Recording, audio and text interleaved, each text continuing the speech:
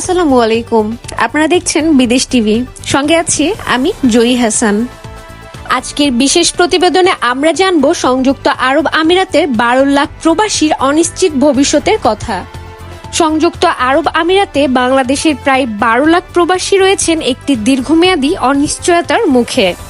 কারণ গত 1 বছর ধরে সেখানে ভিসা ট্রান্সফার অর্থাৎ কোম্পানি পরিবর্তনের প্রক্রিয়া কার্যত বন্ধ রয়েছে। ফলে অনেক প্রবাসী চাকরি থাকা সত্ত্বেও নতুন প্রতিষ্ঠানে যেতে পারছেন না।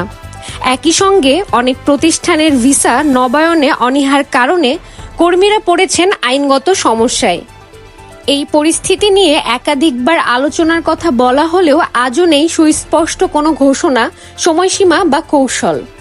প্রবাসীদের দাবি, তারা সম্মানজনক ও আইনসম্মত কর্মজীবনের নিশ্চয়তা চান। তারা প্রশ্ন তুলেছেন, যদি 1 বছরেরও বেশি সময় পেরিয়ে যায় সমাধান ছাড়াই, তাহলে সমাধান আসবে কবে? বিশ্লেষকদের মতে এই স্থবিরতা অব্যাহত থাকলে তার প্রভাব পড়তে পারে দেশের অর্থনীতিতেও। কারণ সংযুক্ত আরব আমিরাত থেকে প্রাপ্ত রেমিটেন্স বাংলাদেশের বৈদেশিক মুদ্রার অন্যতম প্রধান উৎস। সবশেষে এই পরিস্থিতি নিয়ে বিশ্লেষকরা বলেছেন, ভিসা ট্রান্সফার ইস্যুতে দীর্ঘ বিলম্ব শুধু মানবিক নয়, হতে পারে অর্থনৈতিক ঝুঁকিও।